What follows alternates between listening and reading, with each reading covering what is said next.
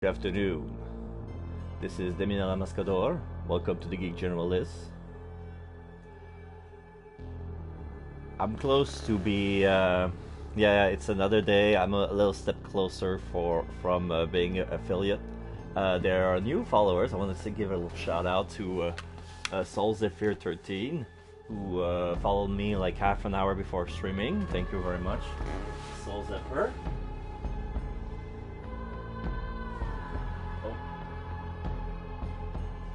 I did a. Alright.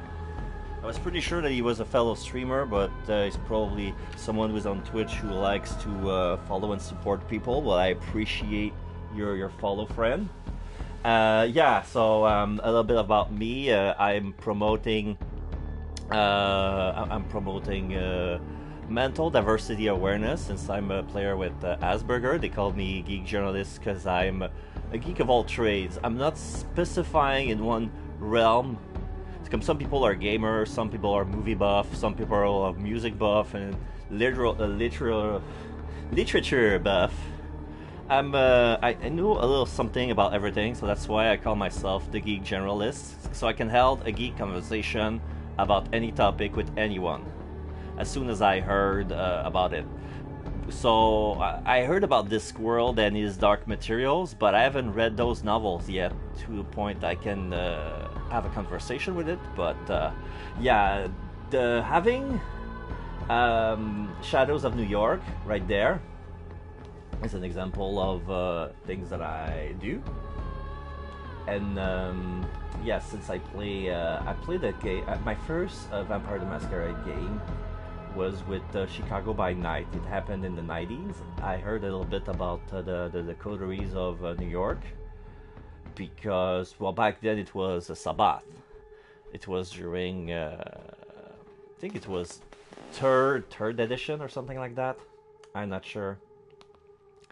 But yeah, anyway, now that New York is now, there's been a second Inquisition, and now that the New York is home of the Camarilla now, and the Sombra are like Sean. And this is where we're like, yeah, we're Camarilla, but we're former Sabbath, and we're like traders and such.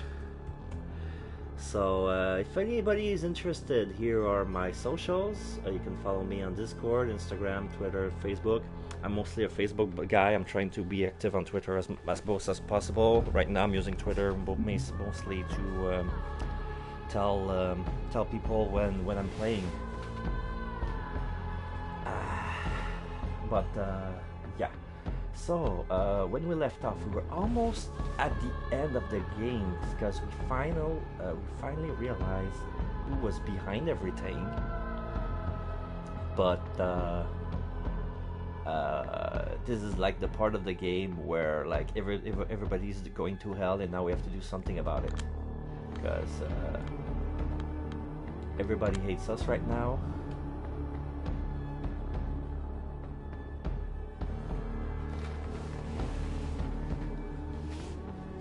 So yeah, we were finishing.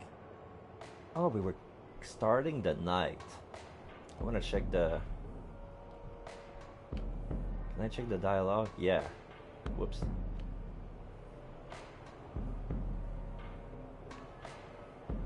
Yeah.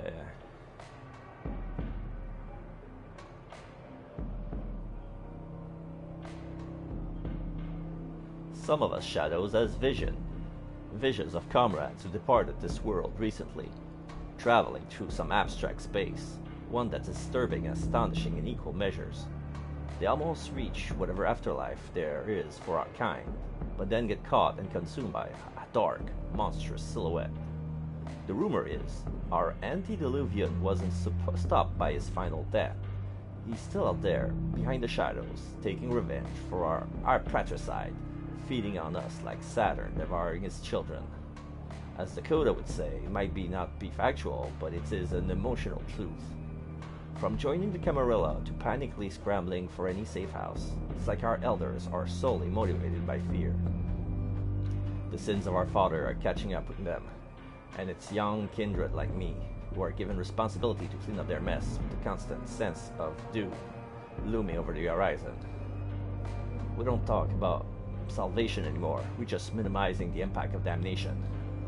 That's no way to live, but then again, maybe that's why they call it unlife. Oh shit, it's Benoit. Hello there, lost sheep.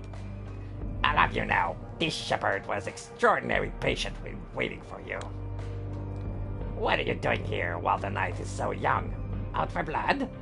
Well, you're in luck. This place offers both the body and the blood of the Christ. If missionaries learned their methods from pickup artists, they would all be like this guy. I'm not in a mood, you're sorry ass bum. Step the fuck away from me or you're gonna be sorry. Oh my, something's troubling you? If so, I can arrange a confession. Or if you're in a hurry, keep it in mind. The path from inner turmoil begins with a friendly ear, and I've got one right here. Kurwa Jabana Tuja, do you want me to fuck you up? Don't you? Don't you? Julia, as you should know by now, I always interpret this kind of response to preaching the divine as the devil stirring inside. Is that what it is, Julia? The liar and the father of lies got a hold of your soul? If so, give me a signal, even the smallest one. I'll do my best to spot it. Something swells up inside my chest. I recognize the feeling. The handbrake just broke, and I'm definitely not on level ground. Fuck, here we go. Listen, I've had enough, alright? Enough! Enough of your sanctimonious ass... Sorry, I'm gonna start over that. And enough of your sanctimonious attitude, enough of your brazen lack of basic empathy, enough of your dumb, ugly fucking mug. You're a fucking singularity of stupidity, tastelessness, and cringe. I've met all sorts of horrible shitheads and asshat this week, and somehow none of them got under my skin the way you do, you motherfucker. Like a goddamn Jehovah's Witness, going from door to door, except you're always knocking on my fucking skull, going, hey, do you know God exists? Have you heard that God exists? Like... Oh, hold on, hold it right there. When did I ever say that God exists? ... What?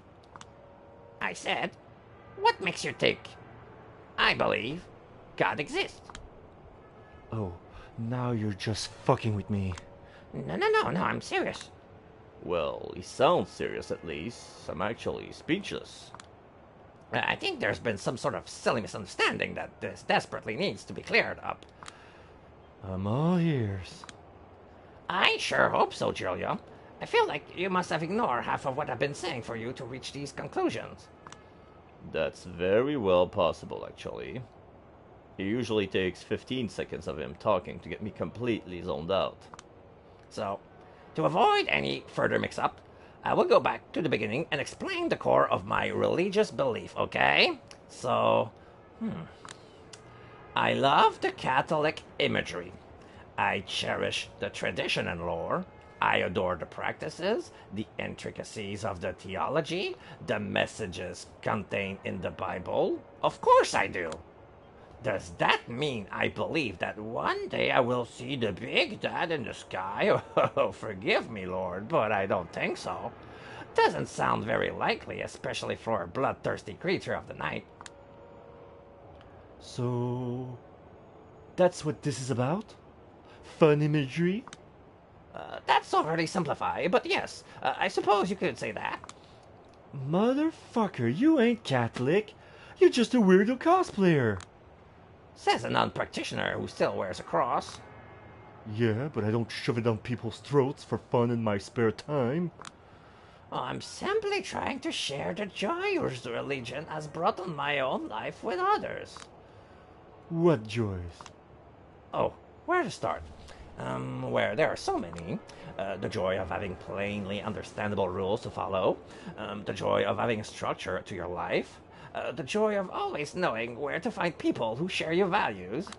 Above all, it's the joys of being an aristocracy, surrounding oneself with exquisite, luxurious architecture, beautiful classical music, ornate ritual formalizing our action and relationship. Oh, here's a Toreador.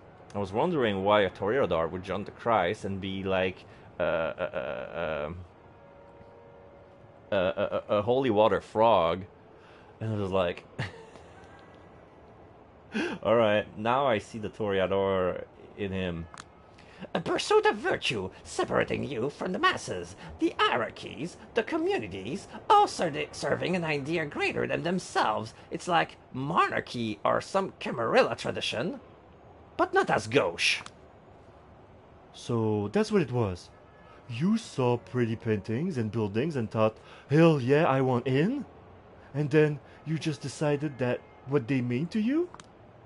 Oh, don't get me wrong. It's real fate that brought me to the fold. But eventually, I whittled down this religion to its core, to what interests me. Unbelievable. But don't think for a second I wasn't empathetic when I was trying to convert you. You are the embodiment of existential despair surrounding us. Existential despair.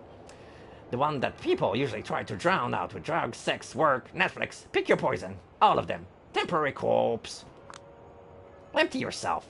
Kill your ego. Get a routine. Join a community. Ground your morality in something tangible. Start perceiving yourself as a part of something greater. All of it good advice by itself, but codify in an appealing, otherworldly aesthetics. One that keeps the beast at bay while you're almost fitting into the way you are. What's there to hate? Alright, beast. A bottomless pit of savagery and hunger, always under the surface, begging me to lose control. All vampires have it, some worse than others, and it comes in many flavors. I don't know what would happen if I gave in to this urge, but somehow I thought I would like it. And somehow I think we already seen that beast in action. Like, twice in our last playthrough. Just saying. I just realized voicing Benoit is making me a little bit thirsty. I'm gonna drag my bottle of water closer. Just a moment, everyone.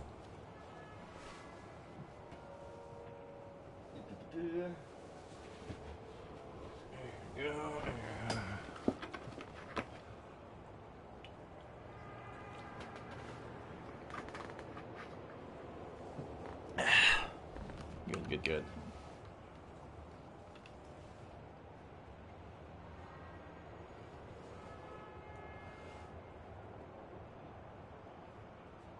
Oh wait, I put it backwards. I was reaching for the volume button, but the volume button is always on the left ear, and I put them backwards. So I was like kind of looking for a button that was not truly there.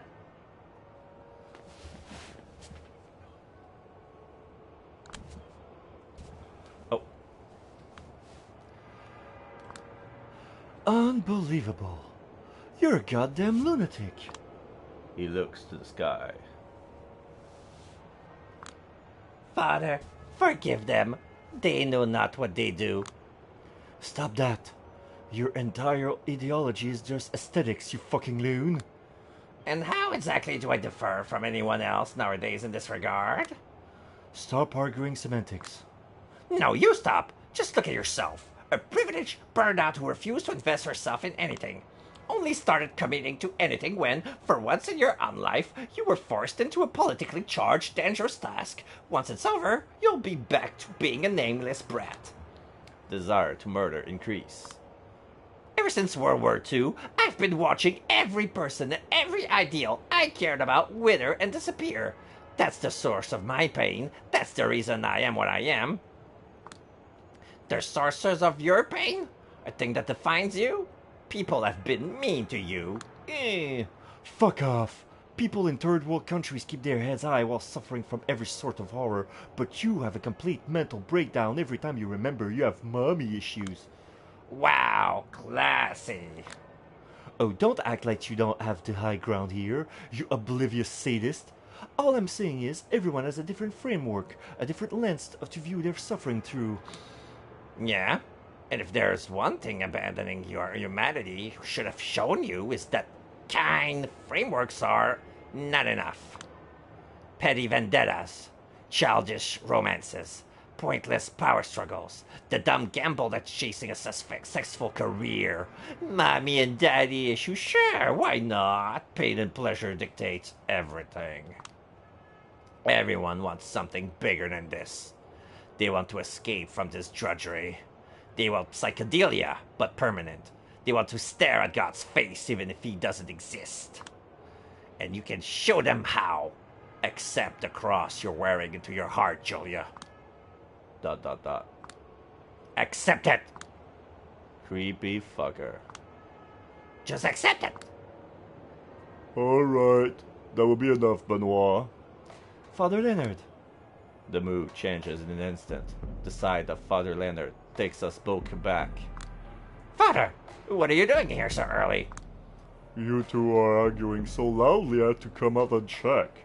Even if with all the panic on the TV these days, simply walking outside feels like marching into a war zone. Yeah, I'm sorry. You should be. I was willing to turn a blind eye to your quirks because I believe you have your heart in the right place, mostly, but I'm very disappointed in the way you approach folks in need. Right now, Benoit Segal is displaying all the confidence of a scolded teacher's favorite. But I was just trying to guide her, to set her on the right path. I know, Benoit. I know. That's the problem.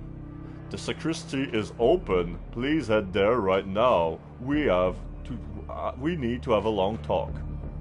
Give me some coffee if you wish. But... Benoit.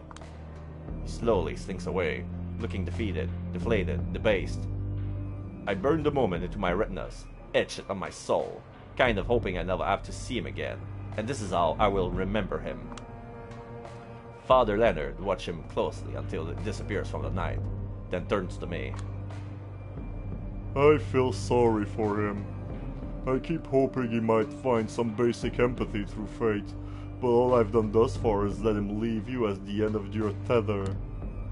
Yeah, that's some fate he has. Are you okay with all the bullshit he's spouting? I don't exactly support it, but I don't reject it. It's like attrition and contrition, imperfect and perfect repentance, you know? One is focused on the relationship with God, the other selfish and focused on personal gain. But both of them work. Oops. Yeah, but doesn't this strike you as completely missing the point? A bit. But purely secular takes on Christ's teaching are nothing new. Pascal's wager is a boring example, but have you by chance read Bulgakov, The Master and Margarita? Sure, back in Poland, every teen trying to look intellectual online loved to repeat that joke about the talking cat who swears he never poured vodka on a lady because women deserve pure alcohol. That's one takeaway from that novel, I suppose. I read it as a moving depiction of Christ who's not a divine being, stripped of mythic qualities, but open to transcendence. Jesus and Satan understood as powerful forces battling within us. We'll have to read it again. It's been too long. Sounds nice, though. I stretch lazily and take out another smoke. Leonard watched me closely before speaking up again. Julia. 4 hours from now, there is going to be a meeting in the Elysium. The big finale of Celebrations of Power. Everyone will be there, but they were counting on you to not show up. The good sheriff plans to present the results of the investigation in your stead. It's a simple, crude strategy, might work, but begs to be countered with an outrageous tactic. Take it as you will. The game is about to end. Momentarily, I'm left dumbfounded. All I can muster is an eloquent. Eh? Oh, don't ask me, I'm just a messenger. Who relayed this message to you then? A good friend, air quotes. A cautious friend. Wouldn't be able to tell you more than that even if you forced me to. Well, shit. Dot dot dot. This is the moment that might decide the rest of my days. What would you do in my place, father? When I was faced with a dilemma that would shape the rest of my life, the world felt too big and scary and impossible to understand. So I simply escaped from that choice into the seminary. Yeah, if that's your idea of a good advice, I'm gonna leave to ask you to shove it. I would expect nothing less. Don't you regret it? Regret what? You're kinda shady, but don't seem like a bad guy. Still, you have to accept the people above you as responsible for some horrible things. If our superiors' acts count as our own sins, then on the face of it, probably half the people in this world are irredeemable. Clever, but not a real answer. And being a low-level grunt for assholes you find wholly objectionable is no way to live. I don't know, is it? I finished the smoke in silence. I have to go. Don't know if and when we'll see each other again, but when that happens, I probably won't be the same old me. Of course. But before I leave to scold Benoit, let me say one more thing. Yeah? These are difficult times. My parishioners keep calling me. The things people are going through, they might never admit, but if this keeps up, it will cause horrifying invisible damage to this nation. A dreadful darkness is killing us all, little by little, and like every powerful evil, it manifests itself little by little. Dot dot dot. And yet, sinful as it may be, I confess to being strangely excited. For a moment we're seeing this suffocating normal disappear. This is the time to dream. A new world is possible. Walk these empty streets, Julia. Remember how the city feels right now. Bask in its shadows and uncertainties. After the apocalypse comes the great rebirth. The Amici Noctis await your next report in great curiosity. I gave him a nod, and I sprint away. Now I know what I must do. Hey, Moon, my lonesome constant companion. When I moved here for good from, you know, the old country, you were the only close friends who kept me company. Never felt in the right place back there. Never felt in the right place here. Especially now, when I'm not quite alive, not quite dead, not that Slavic, not that American. But maybe it's about time I finally carve out some space for myself. It's been a long road, hasn't it? Wish me luck. I catch him in front of the art hall, because of course he had to be the first person I met there. Kadir. No way, no. I'm gonna be the laughingstock of the entire city if I don't show up for the resolution of my own investigation. How about you demonstrate a modicum of courtesy? Courtesy? Girl, I should put you on trial. I can guarantee I eventually won't. You've messed up with Kaiser, the eminence grise of this city, beating me up to a pulp like a random goon. He will do everything he can to destroy you from now on, and my bet is he will succeed. Whatever will be, will be. For now, at the very least, I'd like to show the court I'm not a baby fledgling who can't see a task she was given to an end. You're making a huge mistake. How did you even learn this meeting is happening in the first place? Maybe I'm not as trash as an investigator as you thought I was. I never said. But you're showing it. ... That's not a fair assessment. I wanted to finish this whole mess myself for your own good. It would be nice if you ask what I think next time. I'm actually pissed off. He tried to pull this off without me, but I'm not letting it show, counting on being able to guilt-trip him into submission. His deep sigh of resignation proves that my tactic was successful. Fine, but you will stay quiet the whole time. No tricks, ifs, or buts. But of course. Kadir ... This way. We step into the maw of the gallery. The celebration of powers are almost over. Everyone is back to their usual respective styles again, looking wary of each other's company, trapped in their own little worlds. The art hall is nearly empty now, and Kadir is gently strong-arming the last remaining nobodies into leaving the premises. Eventually, only me and the select few New York Camarilla VIP remains. Carter. Ah, Miss Sawinski. Barely made it, huh? The assholes with the glued-on smile spot me first, and he's just as authentically enthused to see me as ever, so he finally show his face around here. I wasn't sure if you'd join us for tonight. Kadir made this meeting sound like a one-man show. The preparation took me a bit longer than I thought. It would. I apologize. Are you? Are you by chance planning to surprise us with something? Well, unless I was planning something, it wouldn't be a surprise if I told you now, would it? Can I have everyone's attention, please? We're about to begin. Everyone remaining in the building gathers around Kadir. Ah, exciting! Is everyone present? Aisling Sturbridge, ... Samira, present. Pain Servant, And accounted for. Thomas Arturo, My prince. Ellen Panard. Yes, and before we begin, let me welcome an unusual guest to our fold. She gestured toward a corner from behind which emerged a silhouette that would have never appeared here under normal circumstances. Is it Kaiser? Torque! Name's Torque. I'm the Baron of the Bronx. I was delegated here by my compatriots of the Oversight Authority. I'm here to observe the result of the investigation, nothing more, nothing less. Let me stress this one last time. This is a one-time occurrence meant to alleviate the tension in the city, not a symbol of mutual recognition, not in the slightest. I peek at Addison's face to get a feel for how our hardline loyalists might have grappled with this arrangement.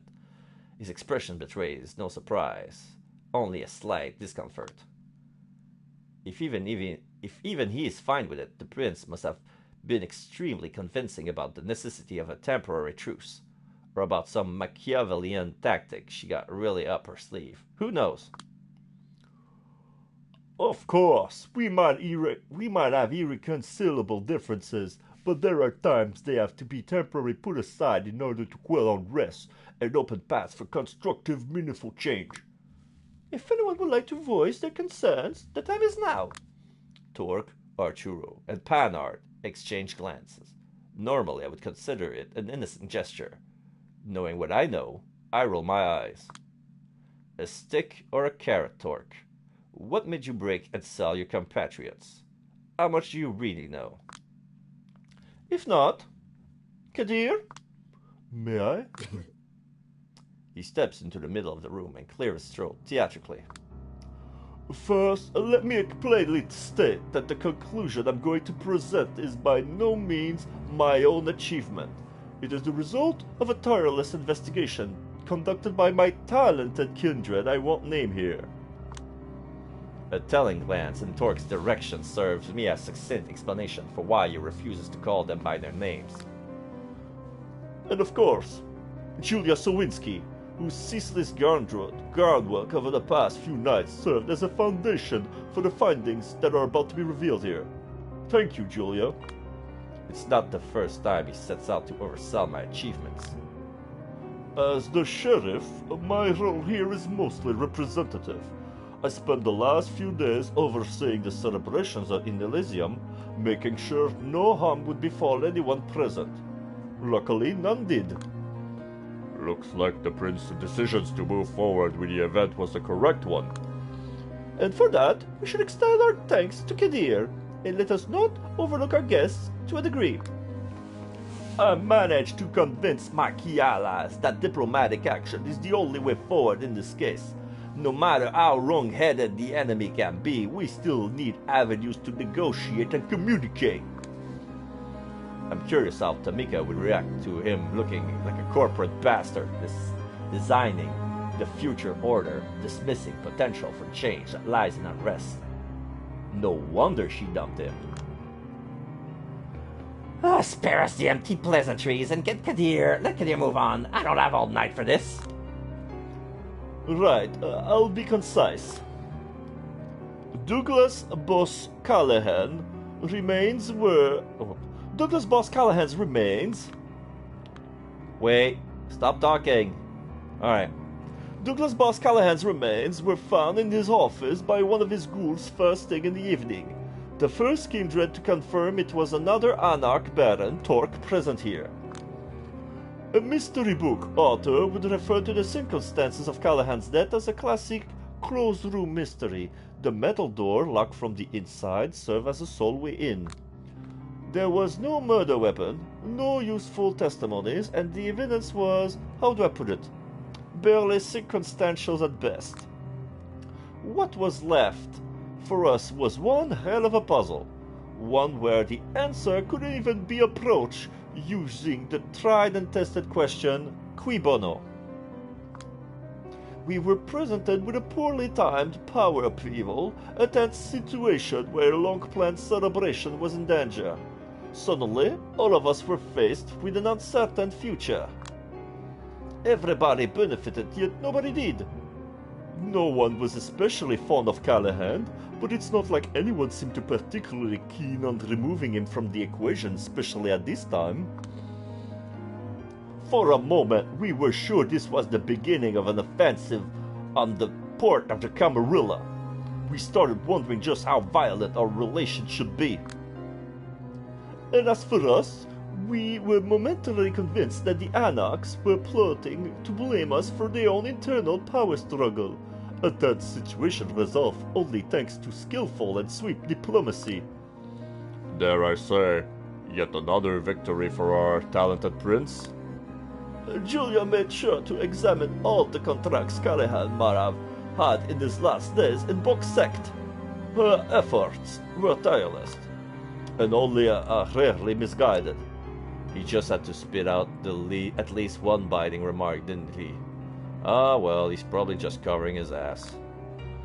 But unexhaustive as they might have been, they only served to muddle the possibilities, not explain them.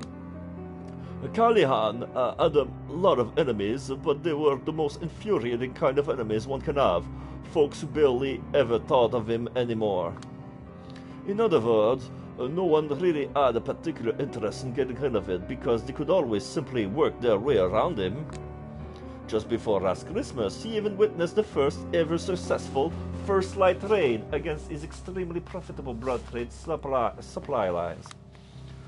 The lone ace up his sleeve, a downright shady ability to perfectly maneuver around all SI activities, gone.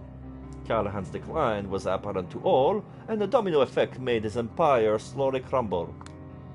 Up until recently, he had done an admirable job keeping up with the times and getting away with murder, and suddenly all the prison spotlights were all on him. The recent stories we heard about him, all the prickly depressed, downright manic recluse, lashing out at everyone, struggling and utterly failing to fit into the new reality he found himself in. A closed room, no evidence of struggle, a lack of strong why-done-its, the corpse being found in the very early evening hours. The conclusion is simple. Callahan's final death was self-inflicted. Suicide, to put it in simple terms. Silence has filled the room. So, wow. That really is the angle they'll be pushing, isn't it? Let's hear it, Sheriff. I will explain. It was an independent detective who first set me on onto this theory only last night. There is no suicide note of any kind, of course, but the message our recently departed has sent might not have necessarily been a verbal one. The peculiar thing was the position of the body. It was like an arrow pointing at us to notice something. It appears the last thing Callahan saw in his own life was a portrait of Lord Castlereagh, the second Marquess of Londonderry, which is coincidentally where Callahan was born. To most, he was a reviled traitor, a heartless suppressor of all dissent, the main threat against each rebellion the Irish have gone through, successful in all ways but those that matter to his people. Some call him a tragic figure, holding together selfish allies against a common threat, always fighting for painful and unpopular compromises, ruined by overwork, sickness, and poor public speaking skills. Not hard to see why Douglas Canahan would empathize. Polite snickers. Indeed. Especially when you realize that the sickness in his blood is failures, the hatred coming from his own people, and the growing paranoia led him to commit a dramatic suicide within his own four walls. Samira, I see. The assumption is, instead of stabbing himself to death with a knife or a pen, he decided to let the sun embrace him in his warmth, Castle Ree's face burning into his eyes, a poetic final death.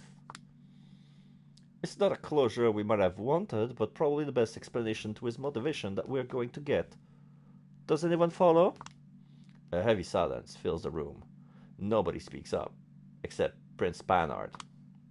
To me, it's all perfectly understandable, agreeable, and most importantly, it fits the man I've come to understand over the last 2 decades. Conscientious murmur resonates through the room. Agreed, and might I add, there were some irregularities in the handling of the crime scene, but the Anarch leader's findings suggested Callahan resentful ghouls were to blame. Folks have been really happy to see him dead, is all I'm saying, and they went overboard with the celebration. They've all been interrogated, though. Yes, I have received all the resulting intel, and it's done nothing to change my mind. Their depiction of Callahan's state of mind only served to support the suicide theory. It is my suggestion that we all announce these findings to our respective communities first thing tomorrow night. Sounds reasonable. And I think that concludes this meeting. I'll let the Keeper of the Elysian do the honors. No time wasted, huh? All right. Does anyone has anything to add? Any questions to ask? Take your time. This is Catherine. Silence. I look at everyone just sitting out in perfect agreement. Congrats, everyone. Congrats us. We've achieved a perfect victory. No loose ends, no wrecking the boat, no nothing. Makes you want to puke. How many of them contributed to this final report? How strongly does Kadir believe the shit running from his mouth? He's always been a Camarilla loyalist, a fanatic even, but... Miss Julia, any final statement? This is it. Now or never. If anyone can blow this pathetic charade wide open, it's me. But there's no coming back from this road, and it has a cost. I spent all of my life and unlife on social climbing, and the sunken cost fallacies kicking in. Challenging them might be my only way of ever making it up to the pit I'm in. Making out of the pit I'm in.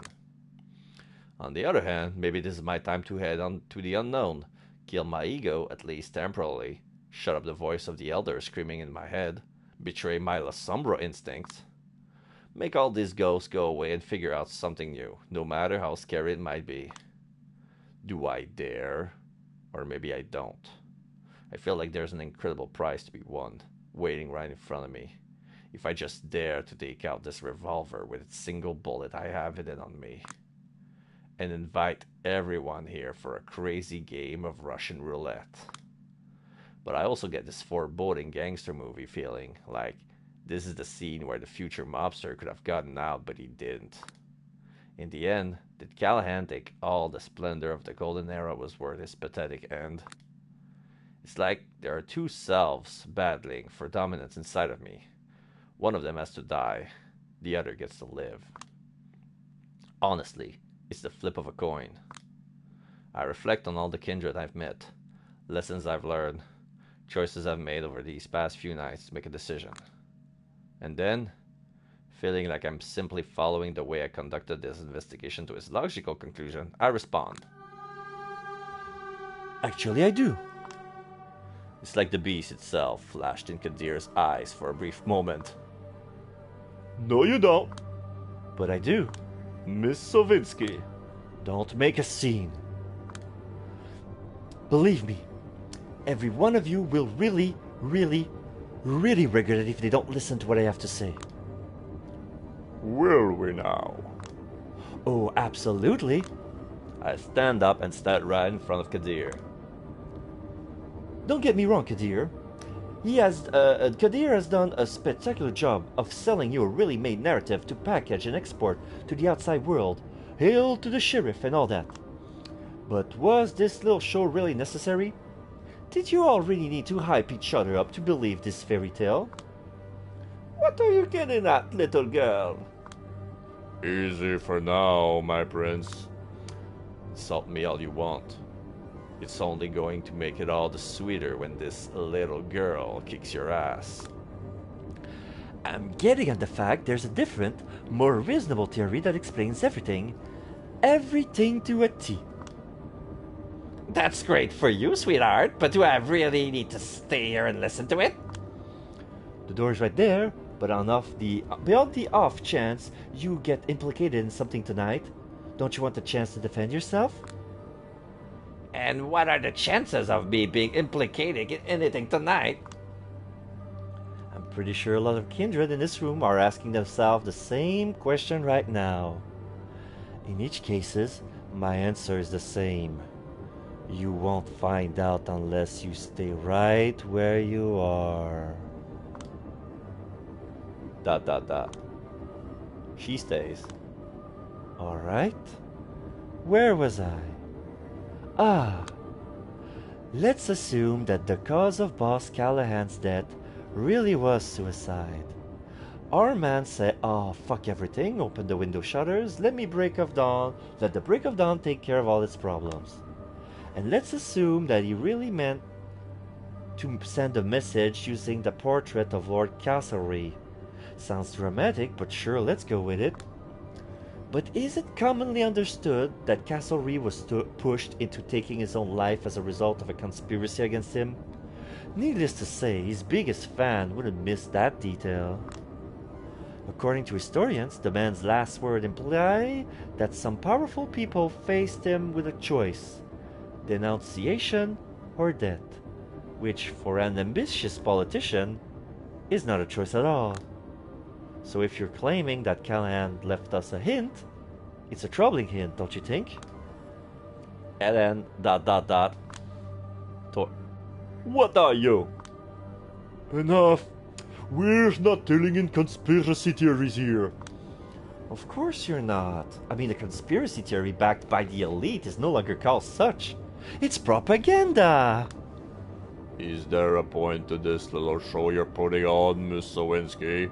Other than digging yourself a deeper and deeper metaphorical hole? Oh, Mr. Arturo, you're still trying to tell yourself it's me who's in trouble and not you. That's adorable. Listen, you. No, you listen. You freeze in shock. Definitely not used to resistance. I don't blame you for peddling propaganda. You're politicians, that's what you do. I'm just laughing at you for coming up with shitty, poorly conceived propaganda. So, will someone stop her, or... Mr. Addison Payne, you're the architect behind the local Camarilla's current speeches and general politician narrative. Be honest, does this shit show really meet your standards? Addison ... We stare into each other's eyes, unblinking, slowly feeling each other's out. Eventually, with a barely audible snigger, he whispers to his servant. How do I put this? I'm always open to a better pitch. That's all I wanted to hear. All I'm asking for now is a little patience. That I can spare. Oh, for goodness sake, Addison, come on, man, you can't possibly... Silence! I said what I said. Now let her talk. Thank you. I'm starting to have fun with this. Or more like, I'm feeling that weird rush reminding me of the first time I managed to ride a bike. The important thing is to keep up the momentum. Focus on pedaling hard. Don't even think of falling. You thought you had it all figured out, didn't you? An improperly handled murder scene, a disposable investigator forced to blindly stumble around hopelessly chasing loose ends. Your only problem is that tonight, I realized I was using the wrong tools all along. Instead of a sleuth magnifying glass, I only needed a journalist's pen. ... Julie Catherine ... So I sat down tonight and wrote my first article in almost a year. 2 hours of ceaseless writing, creative juices flowing the entire time, everything miraculously falling into place. And frankly, I think it's my masterpiece. I get carried away and jump on one of the benches. You want to hear the contents? I know you're all dying to hear the contents. So okay. Let's hear the contents. Aisling Sturbridge, High Regent of Gentry of the Five Boroughs, violently splitting with her student after he's discovered her plans for horrifying experiment with blood magic. Her target, Baron Callahan. Said student, conveniently missing. We've got an exclusive source too. Agathon the Warlock's personal diary. Extra, read out about it. ... She's trying to hide that she's nervous, but she's practically shaking. I should be the one shaking. I'm piecing together what little solid or relatively solid intel I have, gluing it together into something coherent with educated assumption and pure conjecture. But at least I'm fairly sure she recognizes me as a threat now. Just what I was hoping for. Next up, is it true that Torque, the brave Anarch Baron primed to be the next facto leader of the sect in NYC, might have been manipulating the entire faction to secure the position? This appeasement candidate convinced his key ally that the revolution is not an option at the moment, appearing as a reasonable alternative to his bloodthirsty rivals. His ace in the hole was a strangely efficient ability to establish diplomatic channels with the Camarilla, which he thence used to gain a certain connection for the NYC court. Could it be that Prince Panhard, having realized that her longtime collaborator Baron Callahan was just an undesirable asset, found a different, more 2020 candidate for the leader of the Anarchs? Extra, read all about it. Ellen ... This one's not shaking, she's just angry. Torque ... And this one just seems confused. And what about the fact that Torque, Ellen Panhard, Thomas Arturo, Carter Van de Veden, and Aisling Sturbridge were all summoned to Callahan's office right before his death? Could it be that the so-called boss employed some final desperate measures to stop his downward spiral into irrelevance, at which point a rush plan to bring on his demise was executed? Could it be that Kaiser, the legendary New York City info broker, striking deals left and right with both the Camarilla and the Anarchs, wiretapped Callahan's office to eavesdrop on those negotiations? Extra, read all about it. You could count the atmosphere here with a knife, and it's only getting worse. For them, at least, I feel better than I felt in years. And the fact nobody's protesting probably means I'm hitting the nail on the head. Could it be that for the entire 21st century, the conflict between the New York City Camarilla and the Anarch was a sham? What if the Second Inquisition's operation in the city were consulted with the leaders of the two sects? How deep does the rot of corruption go? And what about Sophie Langley's disappearance? Attempts on the lives of would-be members of the coterie she attempted to set up alongside her ward last year. Could all these things be connected? And that's just a tip of the iceberg. Stay tuned, dear readers. Heavy silence befalls the room. When it becomes too overbearing, Kadir breaks it by hawking loudly. His poker face is indecipherable. And what were, pray tell, can one read all about it tomorrow?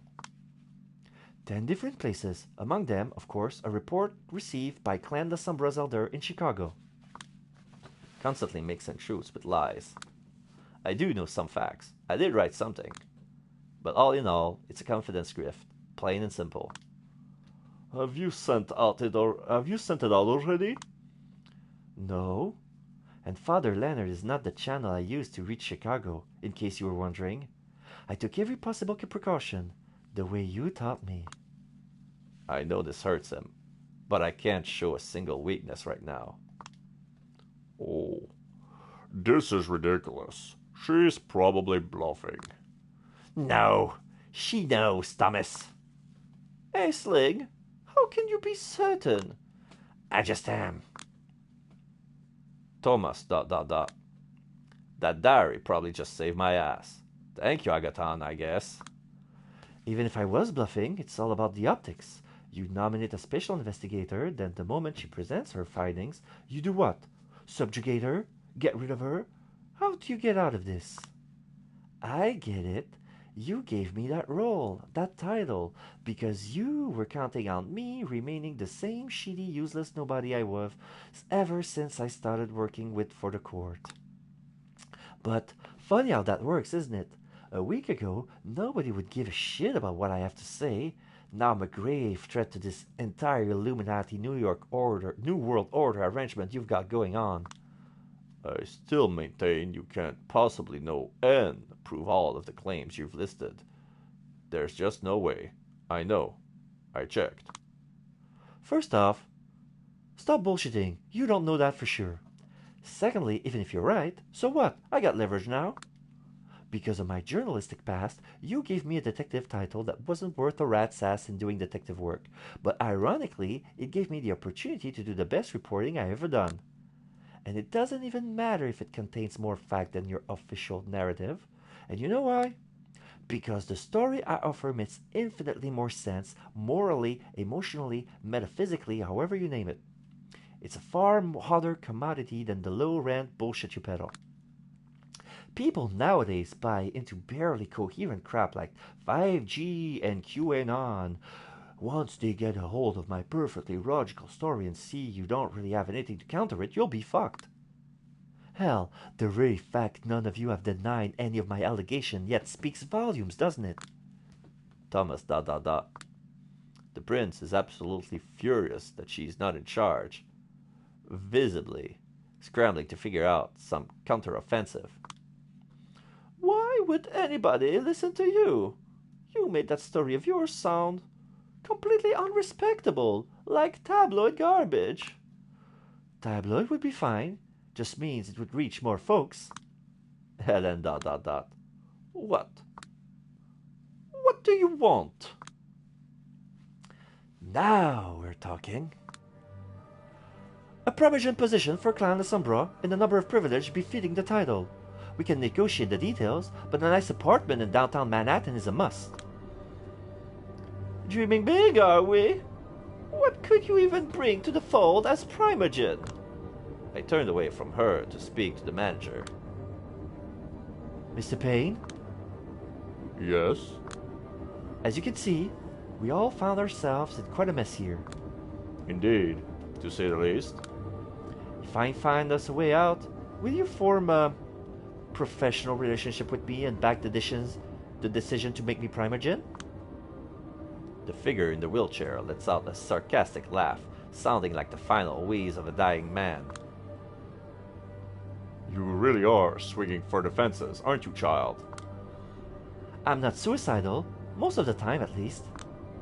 I wouldn't be doing this if I didn't have my sights set sky high. I understand. So how do you propose we solve this little predicament? Easy. We give the masses an even better story than the one I just suggested. One that benefits nearly all the parties in this room. Alright then. Thanks to your moxie, you've secured yourself my tentative support, child. Let's hear it. Thank you very much. Okay then. During my investigation, I recovered some interesting intel about a certain individual. Praise be to Kaiser's abandoned limousine. Said individuals would definitely prefer his behind-the-scenes dealings to remain unknown.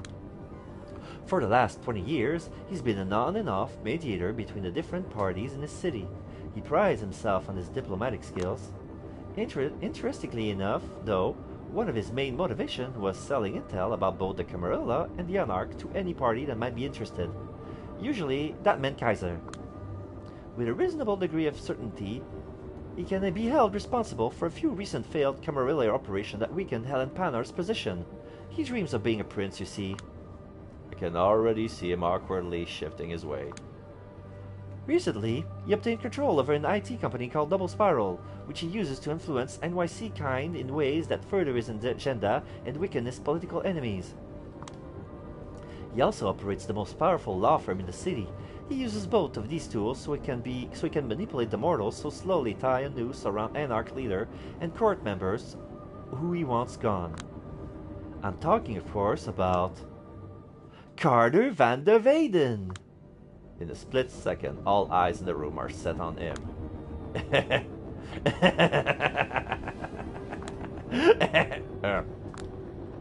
People. Whatever she throws at me, I'm sure I can explain. I threw a file recovered from Kaiser's limo at the bench. Are you sure? Because there's a hell of a lot to explain. Yeah, he's not smiling. ... Addison's servant picks up the file so that his master can browse through it. If that's not enough, I'm sure Double Spiral will be happy to deliver us more. So, all of the things you said the other night were a steaming pile of bullshit, Carter? Addison, we're friends. There's a good explanation for every single thing that's listed here. I swear on my father's grave. Even if it is, I doubt you can justify allowing a girl who's little more than fledgling ripping your credibility to shreds in a matter of seconds. You've proven yourself as something infinitely worse than a traitor, Carter. You're a weak traitor. Thomas, Ellen, Don't you even dare speak to me, you bastard! That was the last element of my strategy. I hope they won't throw any curveballs my way, because from now on, it's all pure improvisation. Just 2 minutes ago, I was the #1 enemy of everyone in this room. Now I'm their unexpected ally, revealing a common foe that some people in this room have wanted to nail since forever. All I'm saying is, we've got ourselves a perfect scapegoat to ping everything on. Shady dealings being between both sects, all the real conspiracies he was involved in, impossibly perfect looks and history. The Schadenfreude accompanying his fall will be enough to keep some kindred in the city happy for years. He shoots me a demented look, one I assume is typically reserved for future strangling victim. you can't do this to me. And why is that? You are incompetent. Wow. That's the best you can do? Seriously? Kadir, Yes, my prince? seize him! No, I beg you, just no. You can come with me without struggle or in torpor. As usual, it's 3 strikes with me, and then you're gone. No.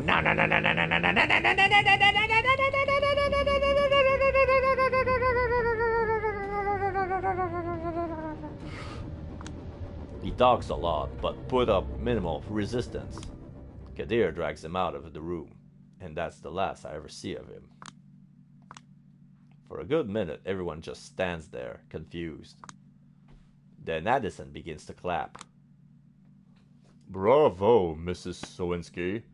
I haven't seen such an adventurous power play in years. Maybe your generation is not all lost after all. Does that mean I can count on your support? Of course. As far as I'm concerned, you're the kind of ruthless primogen the city needs. Especially now when one seat would probably be made vacant. Oh, no. He was an asshole, but I loved him. Not Veen de Vernon. So, what do you say, my prince? I just want to check something. Alright, so it's okay. Panhard recoils a little when she hears me refer to her in such an official manner. My relationship with Addison is a decades-long conflict, and by now, I know which hills I'm willing to die on. This is not one of them. Rejoice, girl. You're going to get what you want, as well as deserved. We do have one important condition, though. Of course you do.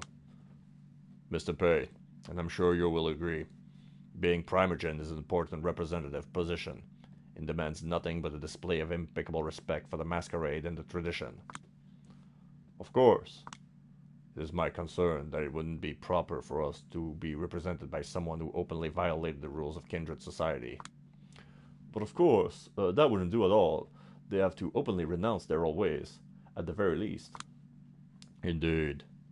And I think that in the case of Miss Sawinski, who has lived with a mortal under a single roof for a long time, the best course of action would be to renounce her and give her up to our sheriff. That kind of gesture would prove the new primogen's dedication to the court beyond any reasonable doubt. Yes, I definitely agree. Her ambition and pride are admirable, but it would be prudent of us to demand a display of humility as well. Sadistic fox. My thought exactly. Well then. Your answer, miss? What's so funny, Miss Sawinski? I see it in your eyes, Arturo, you naive fool. You think you're so goddamn clever? You think I would have gotten this far if I didn't think it all through? Dakota... ... There's only one response. I agree. Do what you must. Thomas... ... He's speechless. He thought he had me pinned, and I simply responded with a checkmate. Gets ourselves a problem then. Let's head out for now. It's been an exhausting evening, and dawn is nearing. Yeah, we kind of broke up with Dakota, that's why. Yes, let's just do that. He walks Payne out, looking unstrung and defeated. Soon after, Kadir was ordered to take care of Dakota. He asked me if I want to know what was done to her. My reply was honest. Not really interested, no.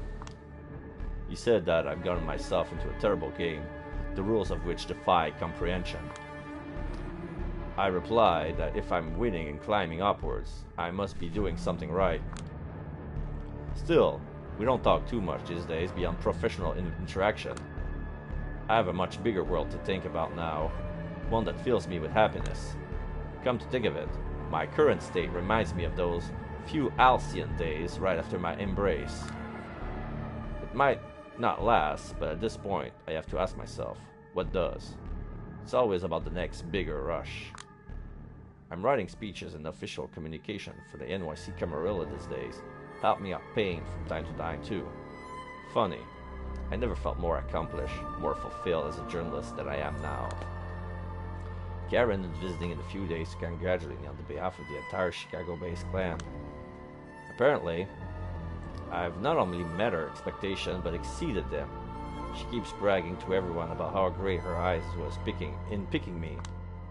It's only these shadows that keep getting to me. I notice them everywhere these nights, and there are more and more of them surrounding me as time goes on. But it doesn't matter. I like to think they are being cast because my future looks so bright. Good ending. I didn't make a choice. I got good ending. Alright, so I'm gonna do the exact opposite next time and see if I'm gonna get the same ending. I'm so curious.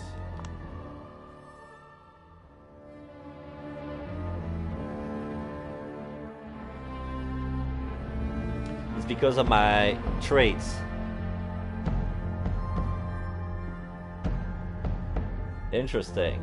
Of course I'm gonna replay it again, but with different choices. So yeah, if you just came in, you have no idea what's going on, you haven't missed much.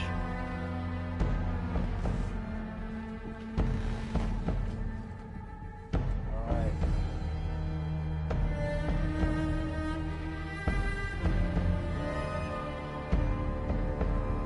So this is far from over, folks. We're gonna start a new game, so those who haven't saw the beginning of the story, we're gonna get something new.